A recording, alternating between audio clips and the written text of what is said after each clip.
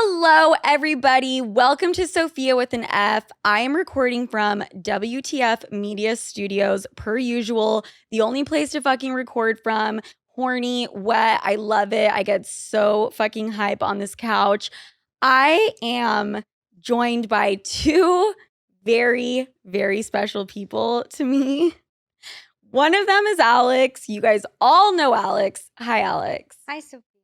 The other one is Kiana, who has never been on an episode, but has been behind every single episode. Yeah, basically, right? Surprise, bitches. Kiana, I'm going to introduce you in a second because you deserve like a whole introduction because the show's been going on for years.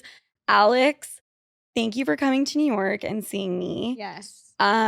The reason she's here is because I believe it was midnight one night and I had a full mental breakdown. This is not a joke. Full mental breakdown, and I texted you and I said, "Can you come to New York right now? Yeah, I need help." It was like 1:45, like my time. I was like, "There's no way I'm about to make this 2 a.m. flight that you were trying to make me get on." Without packing nothing. I mean, it's the most on brand. I entertained it. You did. I was you like, did. I mean, like, we can try, but If you would have left the house at that time, you would have made the flight. It's just you wouldn't have had a bag. yeah. But I didn't want to be honest. You didn't want to what, come? At 2 a.m., I was tired. Okay, whatever. Yeah, guys, I had a freak out moment because, as you know, like my team is in Utah and then in LA, and no one is here in New York with me. And I reached a boiling point and I freaked the fuck out. But Alex, this is your first time in New York ever. Mm-hmm. How do you feel about it? Because her perception of New York is unlike any I've ever heard, ever. Okay. Well, first off, back in Utah, I was scared of New York because the only things I've heard about it was you cannot see the sun ever. Okay. And I got here and that was kind of true. Like I had a rubber neck just to see what the fuck was going on. And if I could, I want to part the city like the Red Sea because I just can't see anything. I can't see. Because the buildings are so tall. Yes. I remember you. Also worth adding that Alex is scared of like 99. Oh, yes. Terrified. In life. So this shouldn't come as a surprise to anyone. No. But then there's other things about New York, like you didn't understand. Like, is it an island? Is it? Well, yeah, you know, Manhattan's an island, technically.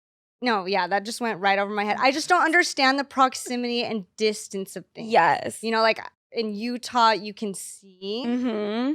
And you know how far distance is, but here you don't. Yes. I think also you guys talk about Utah like it's a normal place. Everywhere else in the world, Utah is the most far off, middle of fucking nowhere place in general. Besides Salt Lake City, which is kind of where you guys are the from. landscape of Utah is more of the norm than New York. Like New York it's middle America type vibes. Like, I mean, it's a beautiful place, but it's fucking Utah. There's no other city in the U.S. that's like this. That's like New York at all. Absolutely. So when Alex asked me shit like, do they have trees there? Is there grass there? I kind of understand what you're saying. Yeah. For someone that's never been here. I mean, my major problem that people kept telling me is that people walk fast. And they walk fucking fast, okay? Mm-hmm. And I walk very slow, so I thought I was going to get squashed like a bug. But, you know, walking around, honestly, I could keep up. So. I mean, we've barely walked. Alex texted me, like, what is it, 2 or 3 days ago, one of your first nights here, and she was like, I need weed, blah, blah, blah. Oh, like, are there dispensaries? So bad. Like, and I was just like, I can hit up a plug for you, or I can just have someone bring it. It was like the day before I got here. And then I was like, wait, where are you? Like, you're in LES, like you're by Sophia's house. Just go outside. Like, that's what I said. Go outside. She's Hell like, no, no. what do you mean? I'm like, literally just go outside. That's what I and said. Ask someone. And yes. like, that's the cool thing about New York, though. Like, anything you need, literally anything, a body, a kidney, weed, Molly and 42nd Street. Molly, we'll tell that story. But you can just get it. You Yeah. know, like as aggressive and fast as like people of New York are, it's like they can also just point you in the direction of anything you need. Also, dude, I was scared to even walk outside. Yeah, I don't know why I gave you Let that alone suggestion ask thinking him. But you I would love do it, that, like, but the first thing I said when I touched down was, how do I get weed? that was the first on thing. brand. Kiana, you're going off about New York because you're from here and we haven't even given you an introduction. I don't really know how to intro you because it's so wild how this even came to be. So this is 3/4 of the Sloop Media team of the people that put out the podcast every week. So you have 3 of them in this room. Kiana is MILF Hunter's ex-girlfriend. MILF Hunter / ghostwriter. / thank you so much. And we met kind of through him in this really weird, fucked up way that I would like you to elaborate on. So, listen to this shit. Basically, this was like quarantine, like peak COVID. And it was when all of that shit was going down. If you listen to the show or live under a rock, you know what that thing is. And I was Reddit dwelling, actually, just doing a good little Reddit scroll. And I see a post from fucking John like the Bible, our fucking savior, my brother in Christ. And I see a post from him, basically, I guess, defending you, talking, blah, blah, blah. And I just reached out. I think I messaged him. Maybe I found his Instagram. Maybe I messaged him on Reddit from like my burner Reddit account. Oh my God. And I was just straight up on some like, is she okay? Yeah, you felt bad. You saw what was happening. And I knew obviously all the behind the scenes because of the relationship I was in, like from the beginning to where we are now. I mean, so I had a real inside look at it. I knew what was really going on. So I reached out, and I also had a friend who went through a very public like defamation type thing as well. Name drop. Just kidding. Fuck off. I won't have to do that. So I kind of just know what it's like to go through something like that and be there for someone, and like how important that support system has to be. Right. Because I remember one of the things I said to John is like, unfortunately, people end their lives for very to what we consider small reasons, but like shit's real. Like mental health, all that stuff's real. So I reached out to John and was just talking to him, I think, for like one day. And he was like, actually, like, I'm going to connect you with Sofia. Like, blah, blah, blah, blah. Long story fucking short, he connected me with Sofia.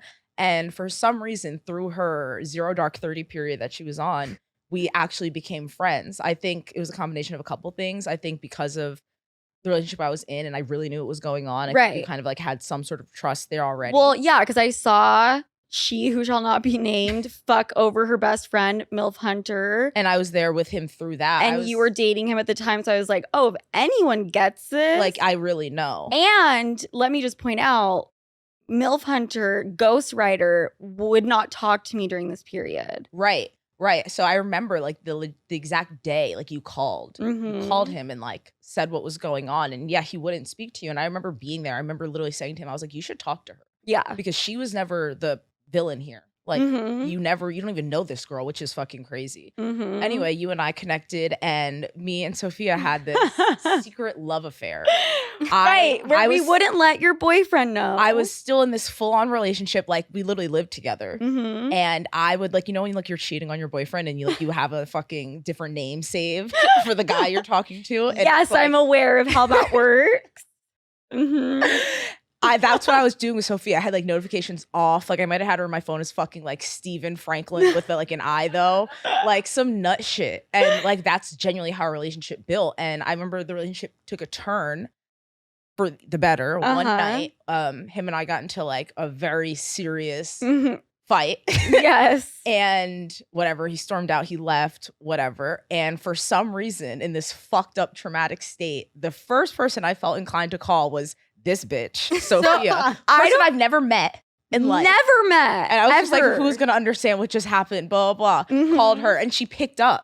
I know. Really picked up. Keep in mind, this is like in the midst of like all that shit going on. And I was like, oh, this is like a real ass bitch. Like, can I ask you, out of all of your friends, out of all the people, you're like, Sofia Franklyn. That's like why? I can tell you right now, she is not the first person I would call. Yeah, no, like last person I would call, which is hilarious. I did say in the team chat right. I give really good advice. You're also my emergency contact for like multiple things, which is fucking terrible. You're on it too, Alex. Actually, good. I trust you more to pick up though. For sure. You're just there just because like I don't know. You just should be.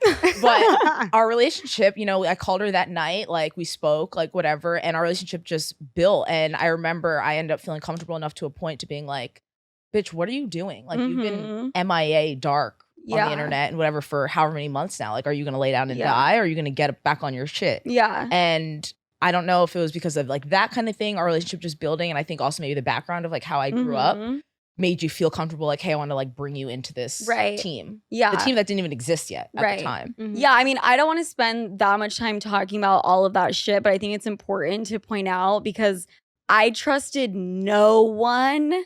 Literally at that time, not even your mom. And the fact that I decided that I would speak to you openly is bizarre.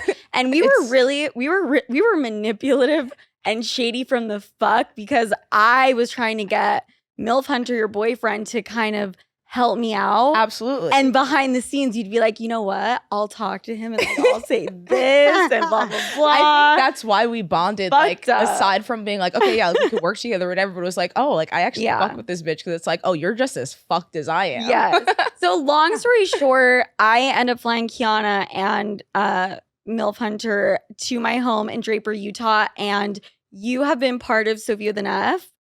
Since then. Since day one. Since the inception of it. Like before you even signed a contract. Yes, which is really, really crazy. You've been here longer than Alex has, actually. Yeah, I mean, I remember behind the scenes. I remember meeting Alex. I don't know what episode it was, but it had to be within like the first 20, right? Maybe. Do you remember your first episode? Yeah, like it was the 1-800-SLEW. Oh God, that was the worst episode to ever come out of Sofia the F. Okay, I still think it's a good idea and could be tried again. Maybe Sleuths let us know. Yeah, I think if we're in the better headspace, we could do it.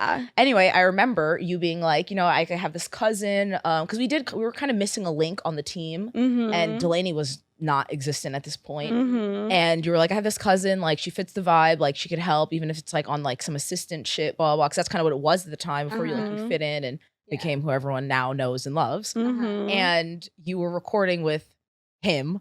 And the way that we just, it's like some Voldemort shit. Like why? Like why? Why? Yes. How much time do we have? Anyway, me and Alex had kicked out the room while they were recording, and we just like bonded from the jump. Really? Because I remember it differently. You guys bonded from the jump. We did. I don't know. I I was still in the 0 dark 30 phase that you mentioned. This is still when I didn't know how to podcast and a microphone scared me. So maybe that was happening. Like, you were living your own world at the time anyway. But you guys bonded right away. I think so. For sure. Okay. I mean, like, was she the nicest person ever? No, but like, I'm probably not either. Still so like, it was just kind of like, it worked. The only downside to that is that I thought your name was Kiara for probably 3 days. Which I think is funny to tell because I think that goes into this team joke that we have because you called me Kiara for so long. We also came up with names for everyone. Like Delaney, we called Delaney Delancey. Which is like very disrespectful if you think about it. When we bring a new member onto the team and purposefully call them their wrong name. Yeah, it's like we have a hazing like imagine like being like, not that she's an intern, but just being like Delancey and the name's Delaney. Like but it's like she doesn't know us at all. And she's just like, what the fuck is wrong with these people? It's definitely it's an initiation thing. She's the nice one out of the team. Let's just say that. Oh yeah. For sure. God bless her. She got the most stable, 100%. And Kiana, I'm like very like taken aback how well you are on the mic. And I would like to point that out because I wanted to get Kiana's dad here as the guest, but I had to fucking take Kiana, unfortunately. He's far more Bobby Condors, legend. Tell them about your dad. Bob, my dad. I mean, like, yeah, I mean, he's my dad, but long story short, he's famous. He has a blue check mark. He's a way bigger deal than Kiana. A way bigger. I actually just cracked 8,000 followers. Pretty big fucking deal. Okay. Anyway, yeah, he owns a record label. He's a producer. He's probably made some songs, you know, may or may not know. Some songs like Cardi B, I knew that because I was he's a DJ, stuff like that. But he's also white, which is funny. Yes. Which is the funny part, being like a hip hop reggae type kind of guy. That is. But as far as your comment about being on the mic, I think it's because I literally grew up in studios. I was at Hot 97, the radio station here in New York. Yeah. Since birth. He's been on it longer than I've been alive. Every house I've ever lived in had like a studio in the house. Right. I've seen my dad drop in, like, do a promo or an interview or something like at the drop of a fly. So I think maybe it's just kind of something like that. I've also never been on the mic before. It's actually funny. Is this the first time? I mean, besides my Twitch streams. Oh my God. I will be starting soon. Just yes, absolutely. You have to. I am. I just got a PC. What is that? Where you play video games and people can watch you play them? Yes. Basically, more or less. Oh my it's God. out of your realm. It's a me and Alex thing. Yeah, Alex and Kiana keep me young. That's one of the biggest parts of the dynamic here on the team is like there are certain guests and just certain topics and things like that that I would have no fucking idea about if it weren't for Alex and Kiana, which let's talk about the workflow dynamic of the team and Sloot Media. What do you mean? What fucking workflow? The way that we get an episode out, you know, it varies week to week and it's gotten a lot better. Oh, it's gotten a lot better. I think we should start maybe telling them where it was and how far we've come because, oh, brother. It was at a point where I would avoid the microphone until the very last second. And I knew it was the very last second because the company that I work for that do the ad sales for me were like, no, you're actually going to be fucked if you don't put an episode out. Well, I mean, when we started the show, the first episode of Sofia with an F came out a month later than it was supposed to. Mm-hmm. Like when I tell you this girl put it off. Like we were grabbing her by the ponytail to put her in front of a mic. The first like 30 episodes I spent, like that's something else I didn't mention. I live in LA and I just moved to LA right before the show started. Mm-hmm. I had boxes in my apartment. Like it was nice. I just had a bed. And I picked up and left and spent a month in Utah. My apartment wasn't even moved in. And she was so mentally fucked. So bad. That she would come up with every excuse. Sometimes you still do show spurts of this. I don't think it's because you're mentally fucked anymore. I think it's just because you're you.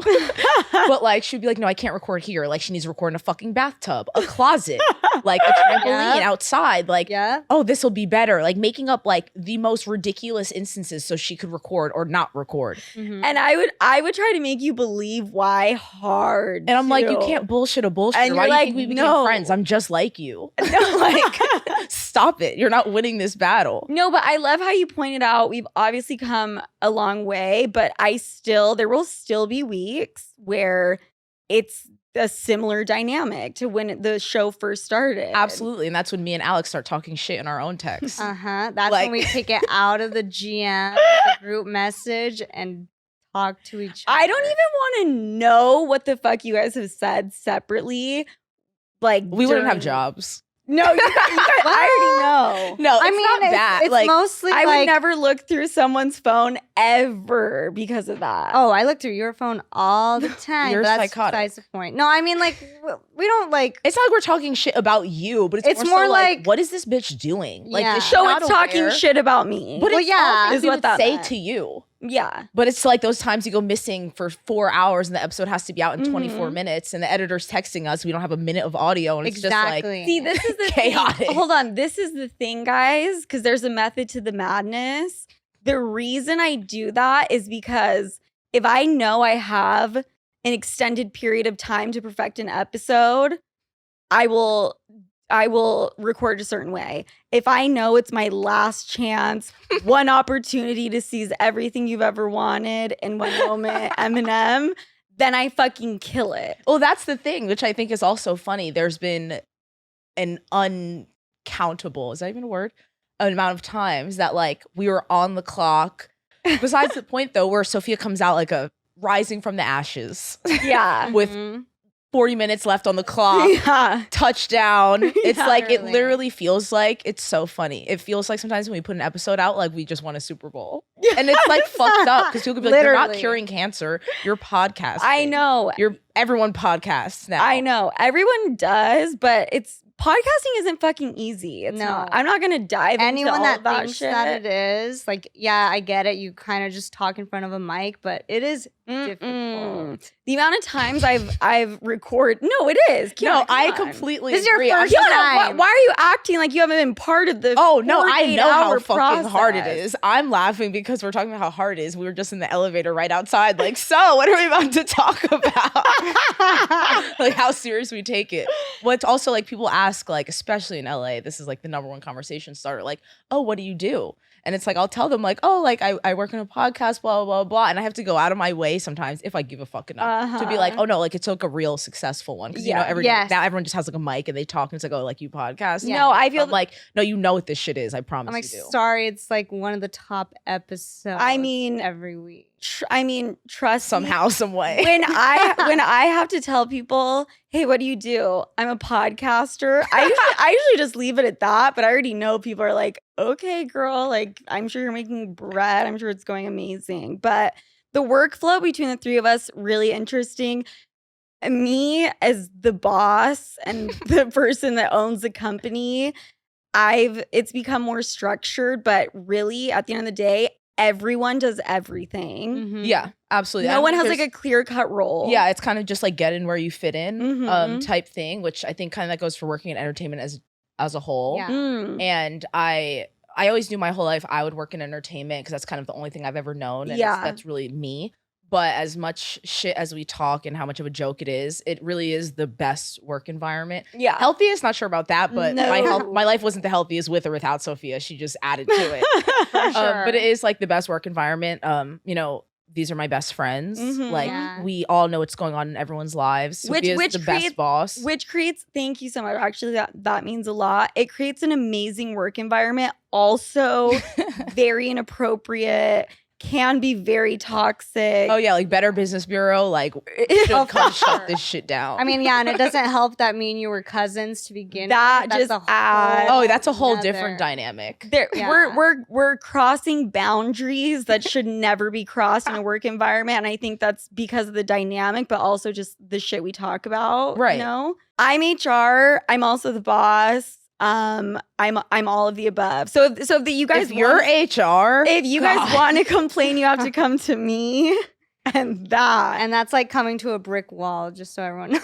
Yeah, I think if someone were to like an application to work at Sloot Media, it wouldn't be your typical application. Like, well, we would try to lie and act like it is. Oh, yeah. Sure. Past experience, you know, all the normal things on a job application. It should really be like we should put them through some sort of like mental test because to work here in this environment with these people, which we're all insane in our own very different way. You could be a fucking plumber. It doesn't matter what your thing is. We'll find something for you to do. It's more so, can you handle it?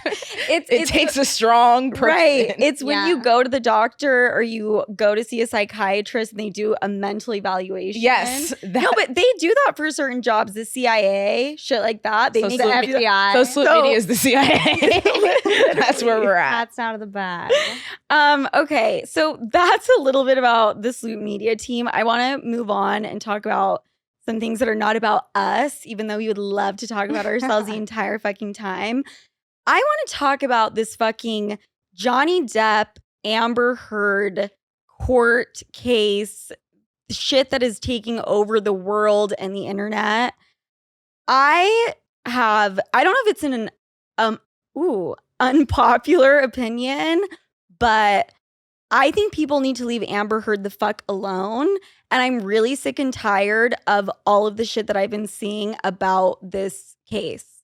I mean, I agree. My stance on it is, one, I think anyone that followed this trial like it was a fucking reality show is very weird. Yeah. There are people every day, men, women, getting abused, dealing with instances of domestic violence in your backyard that you aren't giving the time of day to, like your friends that reach out to you that you don't check on. So to watch some shit like it's a show is already very weird and dystopian to me. Yes, like every single time I would open TikTok, it would be there live streaming every time. It's very odd, and I didn't follow it. But what I will say is it's very evident that, and I don't support abusers in any capacity. But like we were talking about the fact that you said I don't support abusers in any capacity, but has me a little bit worried. But I'm gonna let you continue. It's not a but it's more so that it's more like a kind of I think relatable thing. Maybe? Definitely a relatable thing. What we were talking about before, the relationship was obviously very toxic on both ends. But my overall thing about it is a lot of people, specifically people with penises, are using it as not to support a domestic violence victim because they don't give a fuck about that. Like, be real with yourself. You don't give a fuck. they're using it as an outlet to be super misogynistic and express their hatred towards women and like, tear her down. And whatever the fuck she did or didn't do, that's not the point of what we're talking about, because none of us were there. We don't really know. She clearly lost the case, whatever.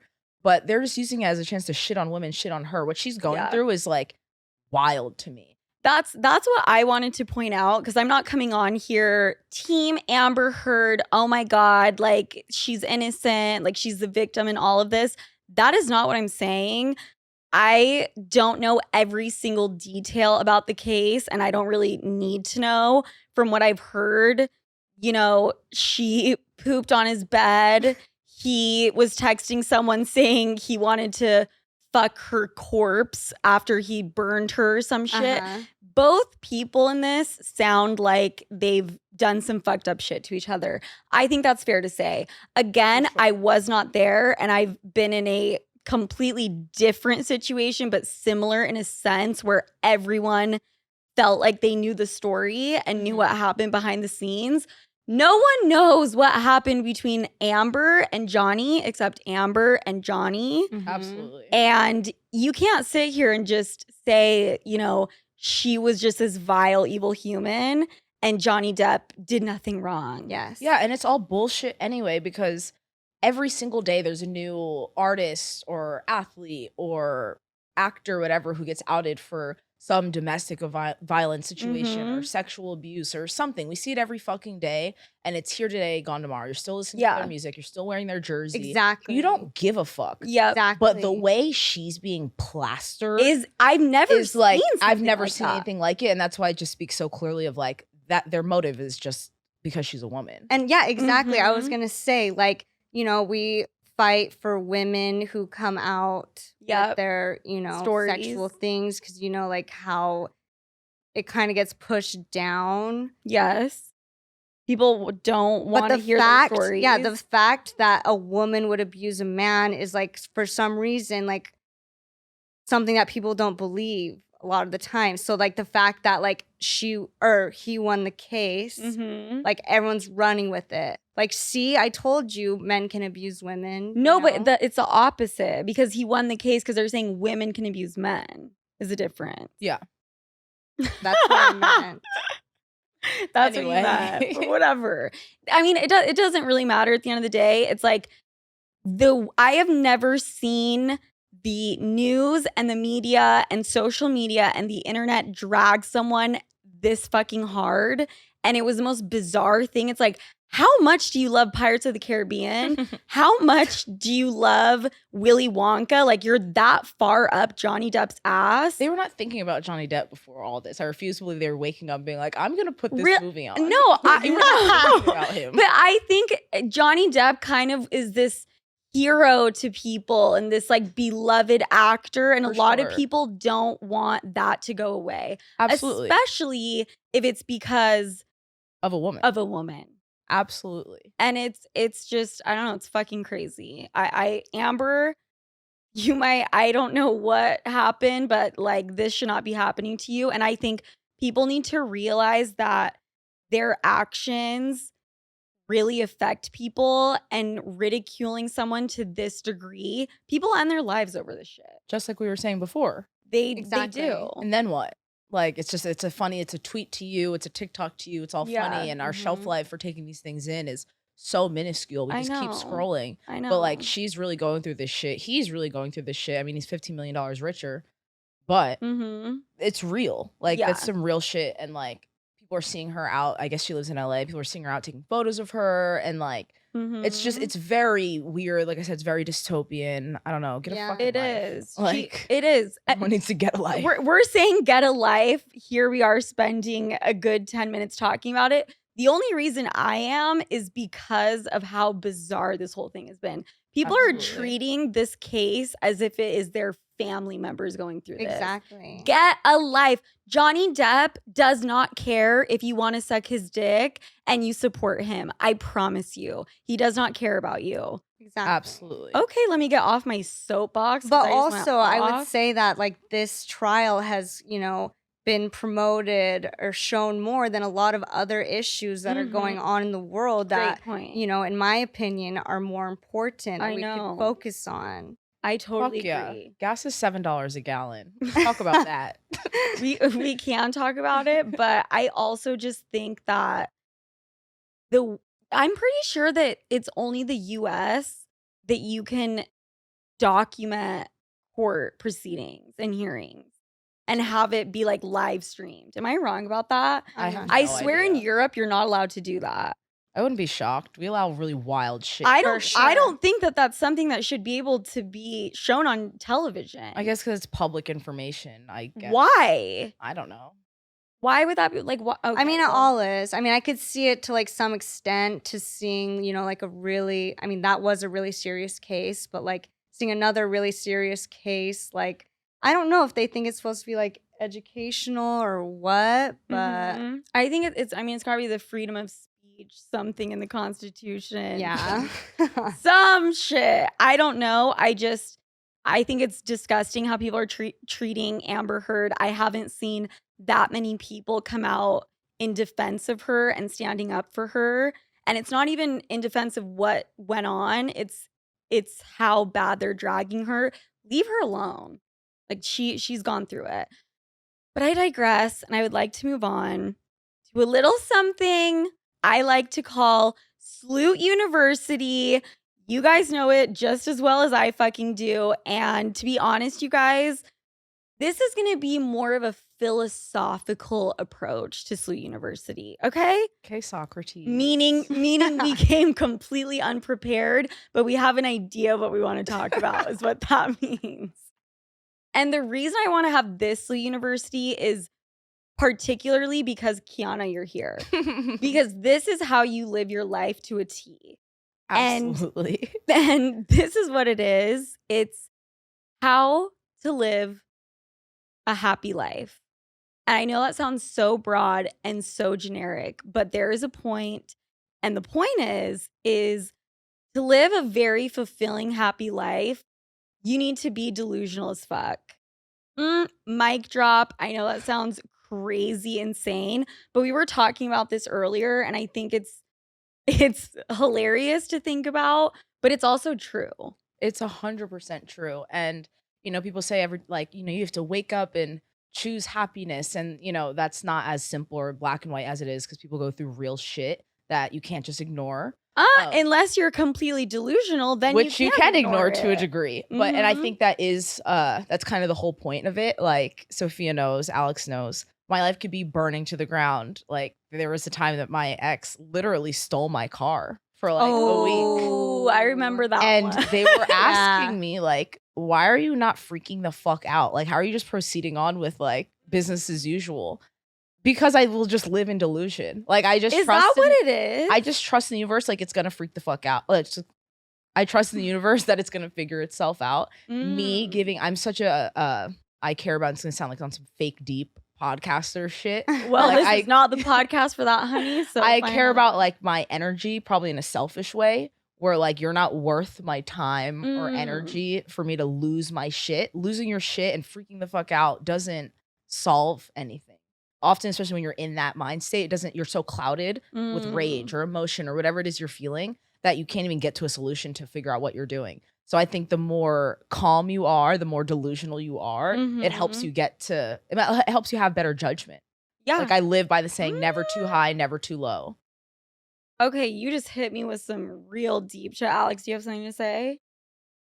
You just said being delusional is good because what? Because it keeps you grounded to a degree. How? Yeah. I get that. Being delusional keeps you grounded? Am I like living in the twilight zone? I can see that because she's saying like selfish. She said it was kind of selfish, which I agree. You know, to some extent, you do have to be selfish in this life. You have to put yourself first no matter what. And I know that sounds very contradicting because it's like, how are you putting It did yourself to me first, for a but like second. you're getting your car stolen? So like, what do you mean? But it's more so like it's gonna figure itself out. Yeah. And if I have to take it to that point, then it'll be a real problem, and no one wants that. Yeah. So it's like, why give that? And Yeah. it's like, to be happy, to choose that happiness every day, you have to just constantly live in a state of delusion, almost to a degree. Those are some loaded words. And it's like, that's some crazy shit to say, but I agree with you. But it is, like I said, coming from at some points a place of privilege, because there are certain things you can't ignore, like real life issues. Unless you're Donald Trump. Yeah, well, he's a real person, then that's so. delusion to the nth degree where you really can. Well, that's like that banned from Twitter. That's that spectrum I was talking about. There's a spectrum to everything. I think, like I was saying before, like if you get so wrapped up in your own emotions, you get really clouded. You can't like see what you're doing, or you can't exist. That can be a super negative thing because you're just fucking yourself. But then there are also people that are so wrapped up in themselves, they take that delusion to the umpteenth degree that it catapults them to their success. I don't necessarily agree with that because it's like you really live in your own world and you're probably doing terrible things, which we've all seen. Yes. But that's like a whole other spectrum to it. It's finding that medium, never too high, never too low. Exactly. Living in that delusion.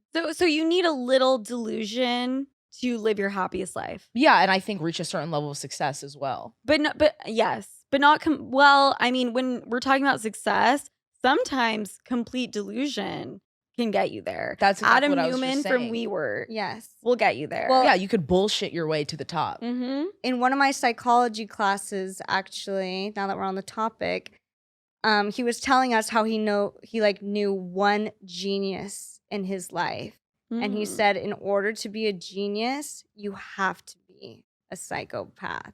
Like, Ooh. actually, like, I completely agree. like diagnose, which is true. Wow. Like, look at, like you said, Adam Newman. Like, I can't say he's a genius, but look at what he's done. Right.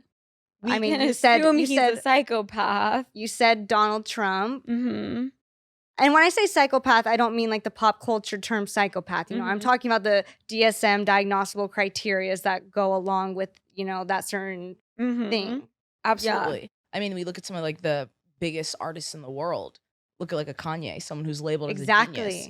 You can't take any of that away from him. But if you think he's quote unquote normal by any standpoint, like you're not. Yeah. You're out of your mind. And probably also says a lot about me. I surround myself with those kind of people, and it's like all I've ever known, also because of how I grew up. Are geniuses? Let's not go that far, but but like not normal people. Nothing about them is normal. Nothing about you is normal. And I think to reach a certain aspect in your life, and I keep mentioning the word success, but like monetary success and stuff like that, none of those people are fucking normal. Yeah. Like they're not. You have to be a level of delusion. No. Yeah. And like live in your own reality that you kind of create. That's kind of weird though to me, Kiana, is because I feel like I'm the opposite of delusional, and I'm self-aware to a degree that's like not even healthy for me. Well, you're so delusional that you think that. Exactly. Oh my God. Wait, It's is that true? Fuck yeah. You literally live in your own reality. This goes back to also the conversations that me and Alex have on the side. We'll text sometimes just question marks.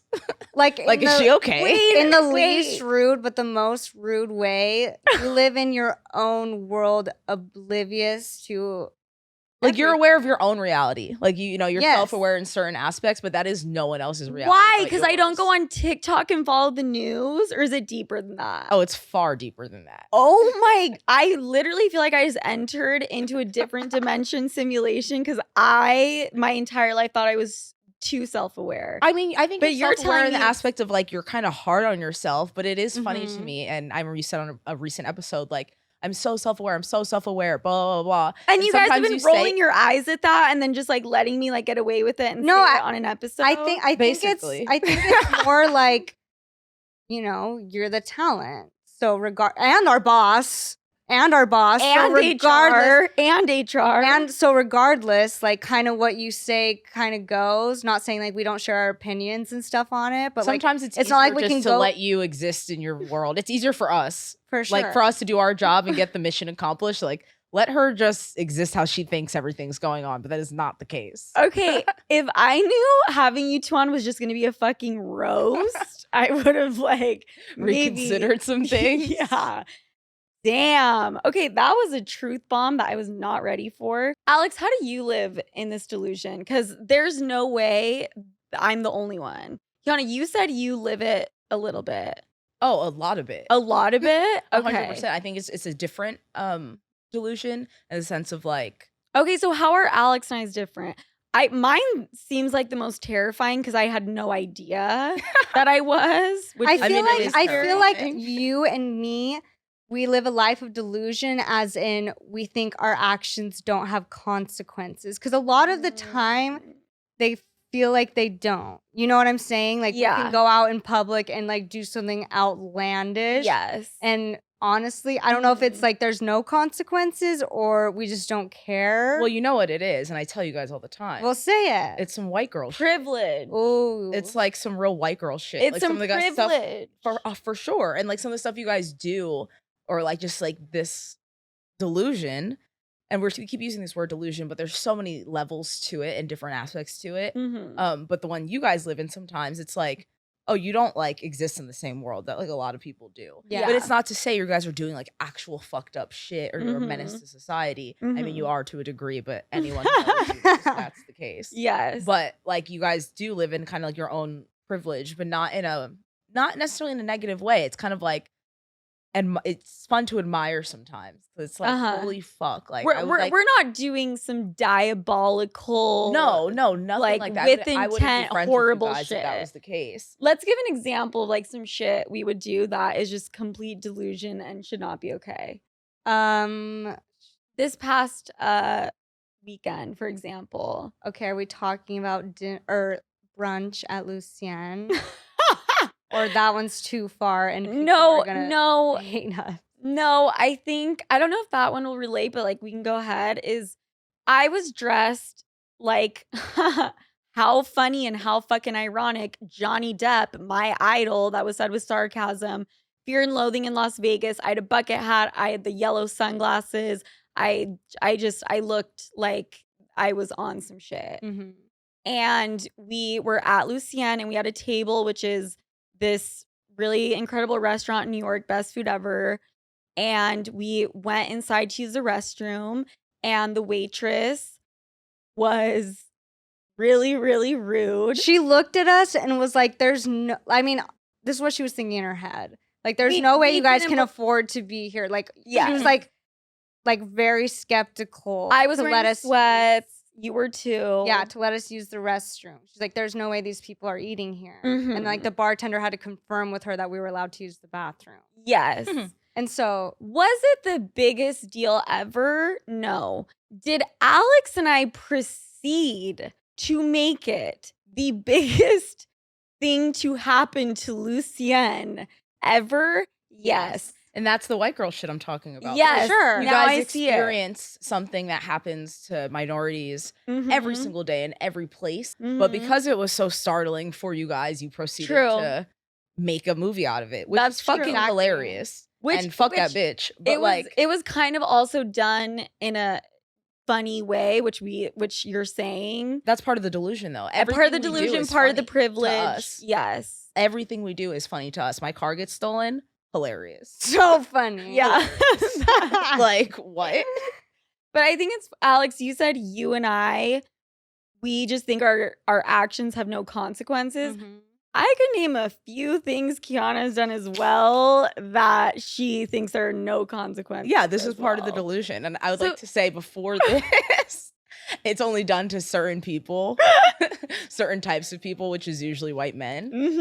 Ooh, true. But I don't know. It's like reparations. It's like, it's the least. It's the least. Can we get an example? Well, where you're saying the least you could do? Yeah, like, to fight for the people. For sure. But it's so fucking stupid and ridiculous. But it's become this thing, this bit, where every time Sofia and I go out, which is a fucking terrifying experience to begin with. Terrifying. Because me and Sofia are very similar in a lot of ways, which I'm not so proud to admit, but it is what it is. But I have this thing where I end the night with it's the mooching that we think we're entitled to. Absolutely, because women empowerment. Exactly. But I somehow end the night with a different man's watch every time. And there's no There's no fucking or sucking that goes into this at all. None. And we're not talking about like a. It's not Apple Watch. It's not his Casio watch. No, exactly. It's like an Audemars Piguet, a Mhm. Rolex, and it's on me. Like, this is It mine. is on her. If they dare to ask for it back, I'm looking at them like they're crazy. It is about to fall off her hand because it's clearly a man's 18 watch. links too big. Way too big for her. And how she does it is, I think that's the most impressive thing. It's, hey, can I try your watch on? I'll usually start with like a joke. I forget how it started. Well, let all the women listening know what the fucking joke is so we can all go home with one of those. I'm not even sure how it starts. I think you kind of have to feel out what kind of guy it is.